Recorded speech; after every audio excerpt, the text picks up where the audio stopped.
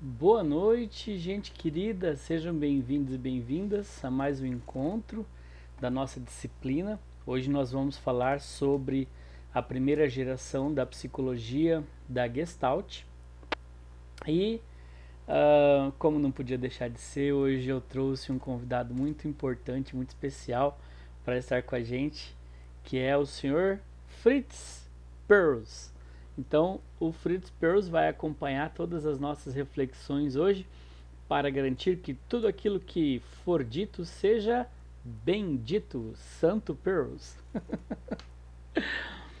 Então vejam, quando a gente fala da psicologia da Gestalt, nós estamos falando de um movimento muito profícuo que deixou muitas marcas, né, importantes na história da psicologia e também traz desdobramentos, né, posteriores, que a gente vai precisar se deter um pouquinho, principalmente quando nós temos o objetivo de construir, né, uma compreensão sobre a fundamentação da chamada clínica gestáltica. Bom, então vejam, quando a gente fala, né, desse termo gestalt,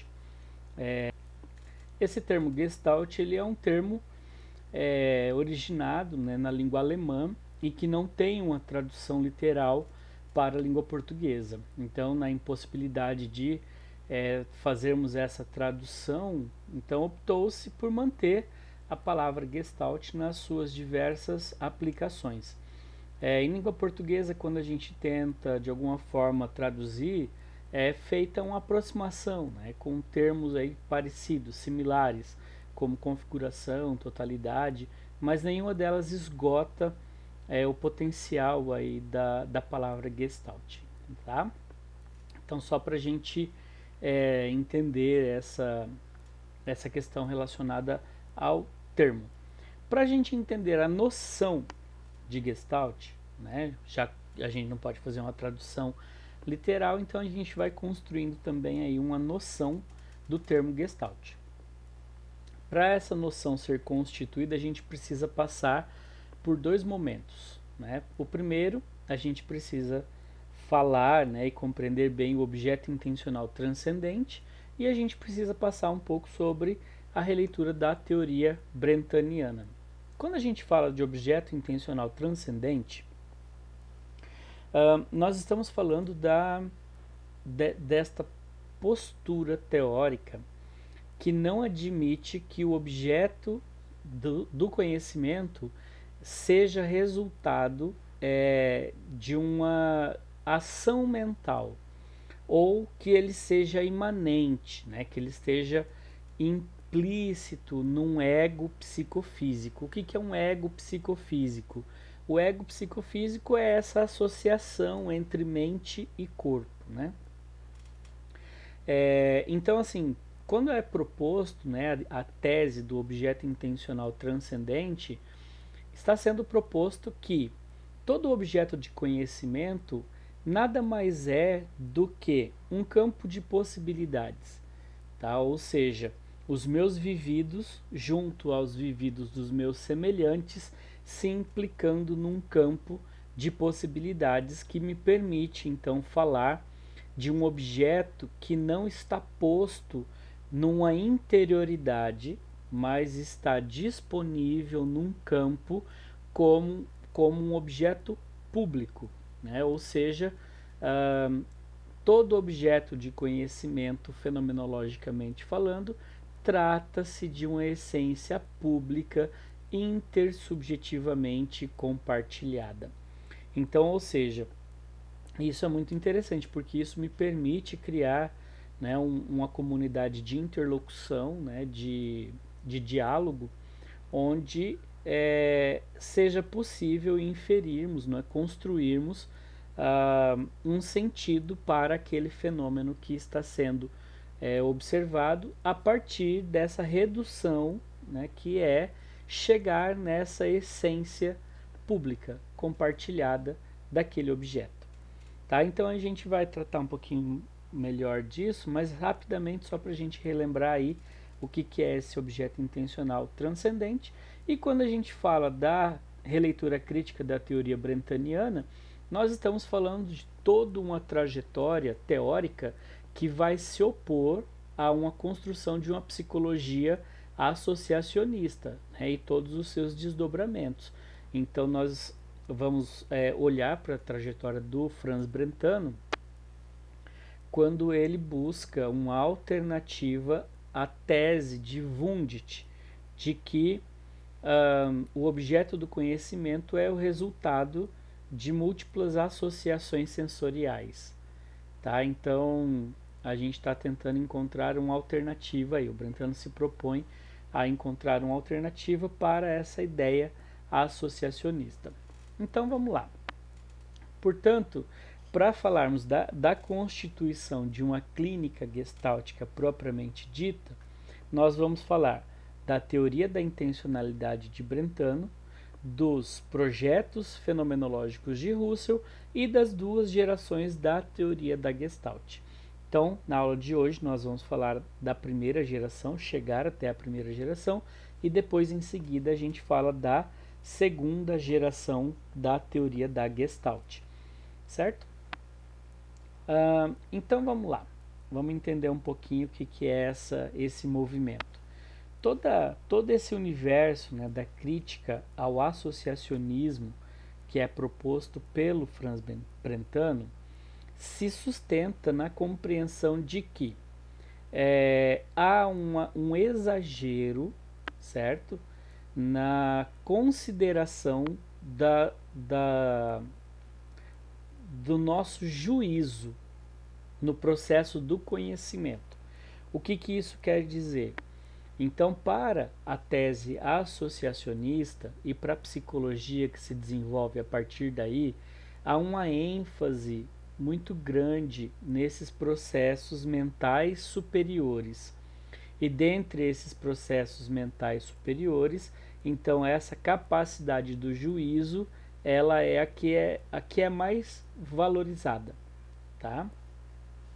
Então, o Brentano ele vai olhar para essa dinâmica e vai dizer assim: não é possível que a gente compreenda que todo objeto, né, a totalidade do objeto do conhecimento, seja resultado apenas de um ato mental, né, que iria, no fim das contas, reduzir o mundo, reduzir o conhecimento, reduzir tudo aquilo que é possível dizer, né, sobre a realidade a um ato psicológico, né? Ou seja, a uma atuação da mente criadora e originária, né, de toda a realidade possível. Então, o Brentano ele está fazendo uma crítica a essa leitura mentalista, né, que se fundamenta e se respalda muito nessa supervalorização do juízo. Tá? Então, para contrapor a essa tese, o Brentano vai dizer assim: todo ato mental, que é o conhecimento em si, ele também traz uma orientação. Tá? O que significa dizer isso? Então, imaginem vocês, né? Que tudo aquilo que eu faço, tudo aquilo que eu me proponho a dizer ou a fazer, que eu estou entendendo que é resultado de um arbítrio, né, de uma faculdade intelectual, tudo isso é anteriormente orientado por uma dimensão que nem sempre está consciente no nível reflexivo, que está presente, tá?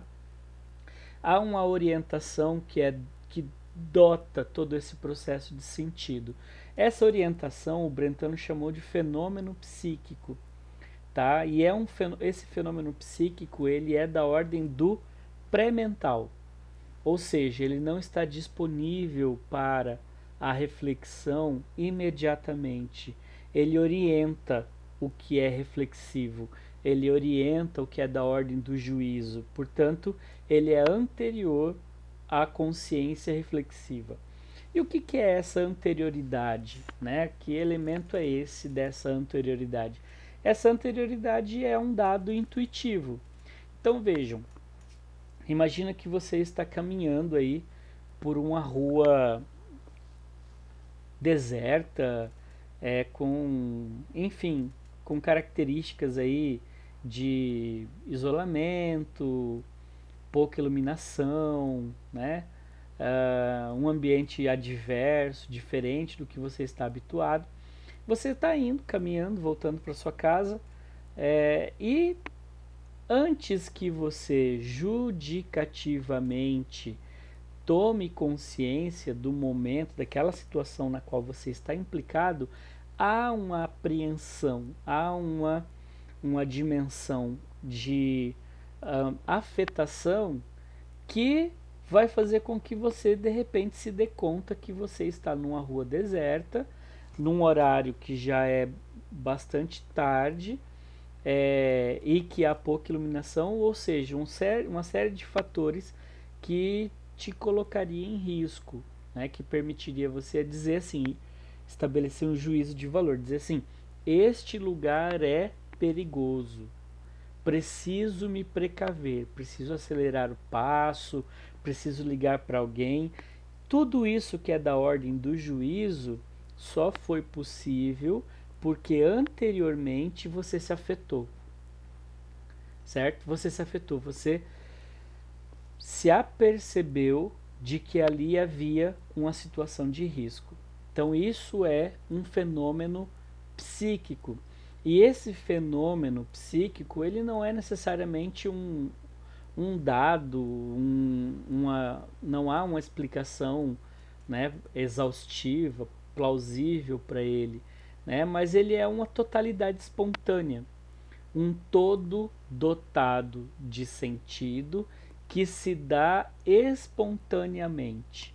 Tá? Então, esse todo dotado de sentido que se dá espontaneamente é o que a gente habitualmente vai chamar de Gestalt. Né? Na tradição da psicologia da Gestalt, as chamadas Gestalten, essas espontaneidades, né? que se doam, né, e se formam espontaneamente. Então, essa orientação da ordem do pré-mental é esse fenômeno psíquico. Uma coisa muito interessante aqui é que o Edmund Husserl, que foi aluno do Brentano e depois vai desenvolver essas teses, ele foi colega de ninguém menos que o Sigmund Freud. Então, o Freud também foi aluno do Franz Brentano e também teve essa aula.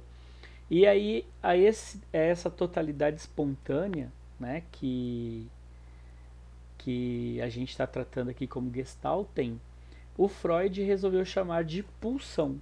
Né? Então, essa orientação da ordem do pré-mental, né, o Freud chamou de pulsão, como esse elemento que vai orientar as nossas ações, né, e o dado da consciência reflexiva como um objeto primordial, né, como um dado primordial, né, seja num objeto perdido, que a gente vai buscar uma substituição ou vai alucinar na realização, na produção de um gozo. Então, isso é só para a gente entender, né, como que essa teoria de Brentano ela vai influenciando todo um grupo de pesquisadores e teóricos que marcam profundamente a psicologia, tá? Mas aí um pouquinho mais para frente, daqui a algumas aulas, nós vamos ver a crítica que o nosso querido Peirce, né, ele faz a essa leitura que o Freud fez, né, das Gestalten, chamando-as de pulsão. Então a gente vai ver qual que é a proposição, né, que os teóricos da clínica gestáltica farão em relação a isso. Mas isso são cenas dos próximos capítulos. Então Russell, que foi aluno do Brentano, ele obviamente se impacta, né, e gosta dessa tese brentaniana, e também vai buscar desenvolver, né, essa teoria, né, naquilo que posteriormente ele vai chamar de fenomenologia. Uma das questões que o Russell faz, né, desenvolvendo a tese brentaniana, é dizer o seguinte: olha, O fenômeno psíquico, ele é bastante interessante, né? Haja vista, né, que o Brentano vai dizer assim que é possível chegar, né, ao fenômeno psíquico a partir de um viés da psicologia descritiva, então, onde a gente vai descrevendo esse fenômeno, né, aquele dado, né, do ato mental, do conhecimento, até a gente chegar no fenômeno psíquico. Só que o Husserl vai dizer assim, o problema dessa teoria é que ela está cerceada por uma compreensão de que é necessário haver uma referência na realidade para esses atos mentais ou para essas descrições possíveis.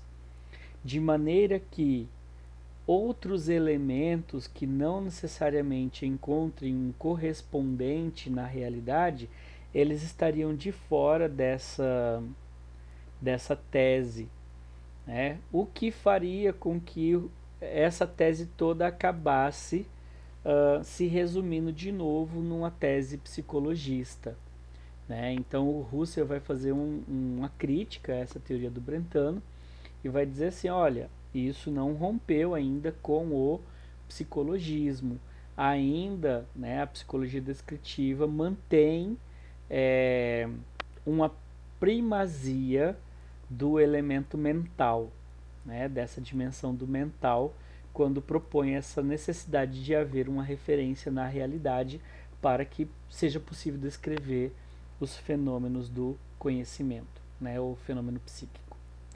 Então, diante disso, para superar o psicologismo, o Husserl, ele precisa retirar a primazia do intelecto, né, para a gente falar sobre os objetos do conhecimento. Então, a primeira coisa, ele rompe com a ideia de que há um correspondente na realidade.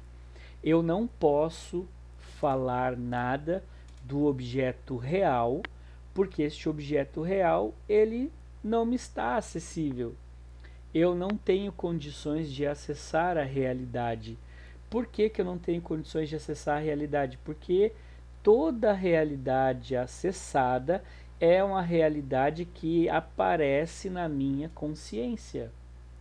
Portanto, ela é uma realidade relacional, é a realidade que aparece na consciência. Então, não é nada em si, não é um objeto natural, não é um dado que está ali e eu estou simplesmente descobrindo, né, desvelando. Não é essa a ideia. Tá? Então, o que são esses objetos do conhecimento? Primeiro, que todo objeto é um objeto de consciência. Sendo objeto de consciência, então são idealidades, são essências. Essas essências que estão compartilhadas, né, que são resultado dos meus vividos com os vividos dos meus semelhantes e que vão compartilhando um campo de possibilidades. Então, nós podemos dizer a partir deste momento que um objeto de conhecimento ele não está na minha mente, ele não está num ego psicofísico, certo?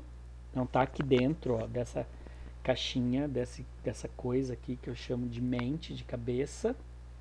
Tampouco ele está na realidade, porque eu não tenho como acessar as coisas que estão na realidade nelas mesmas. Onde elas estão? Elas estão no campo. O que é estar no campo? Elas estão dadas como possibilidades, como potencialidades. Então essa é a ideia de um objeto do conhecimento. Ah, eu não posso dizer nada do objeto do conhecimento? Então, claro que pode. Você pode dizer, sempre pode dizer deste objeto do conhecimento à medida em que os sentidos e significados estão sendo atribuídos no ato da vivência. Então você vai atribuindo sentidos e significados, e esses sentidos e significados eles vão compondo o objeto do conhecimento. Ah, mas professor, isso não é um subjetivismo? Então não quer dizer que as coisas que eu vejo e eu sinto, então elas se revestem de verdade? Não, não é um subjetivismo. Por quê? Porque não é que eu vou achar que as coisas são e pronto, né? Tipo, para mim é assim e pronto. Não é essa a ideia. Quando eu digo que são potencialidades, eu estou dizendo que aquele dado do conhecimento, aquele objeto está disponível para mim e para o outro. Então, ou seja, eu preciso descrevê-lo fenomenologicamente, descrevê-lo exaustivamente para que eu possa chegar neste dado essencial compartilhado entre as consciências intersubjetivas. Então aí sim eu tenho um objeto do conhecimento.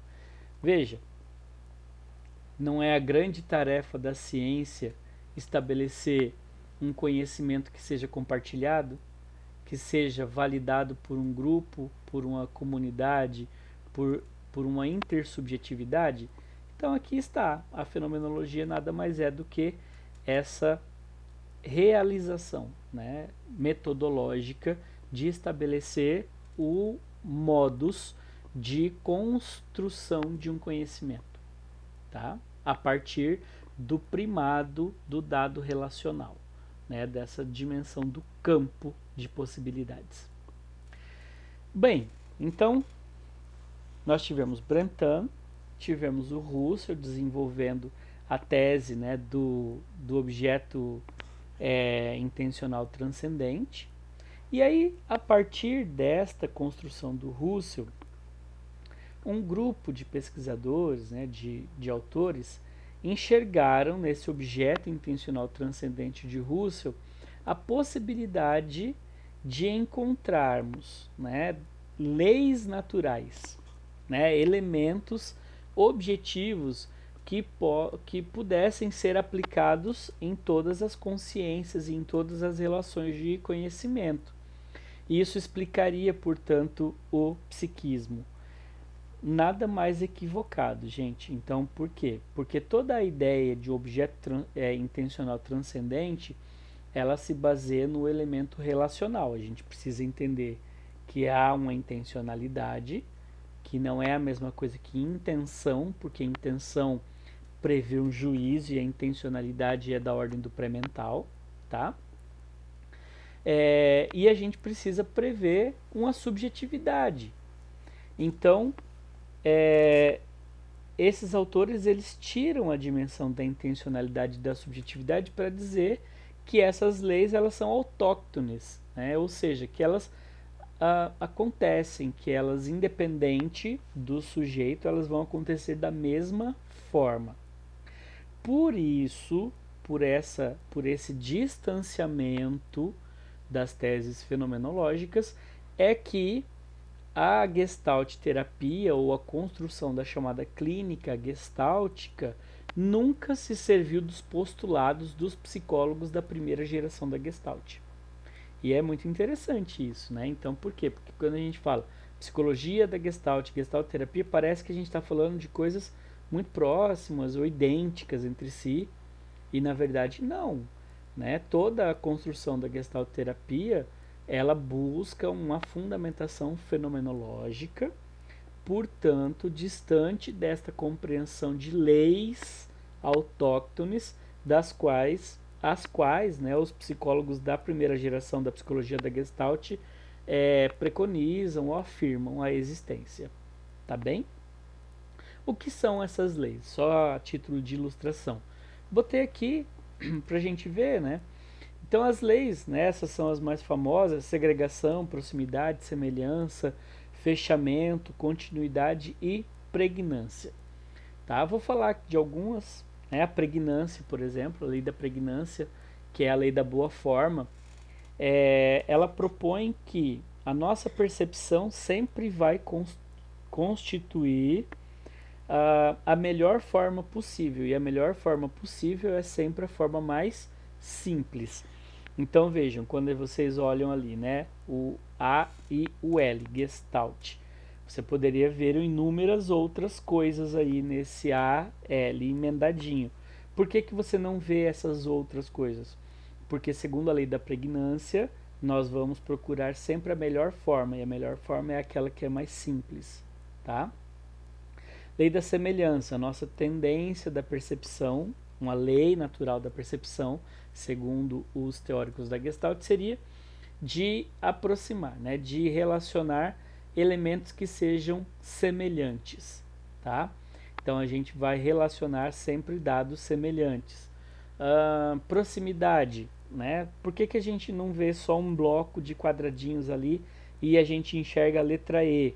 Porque eu vou organizar os dados que estão mais próximos e, de novo, ó, aplicando o elemento da semelhança, tá? Então, vou manter aquilo que está mais próximo e vou criar uma unidade para eles, tá? Então, por isso que eu consigo identificar ali a letra E.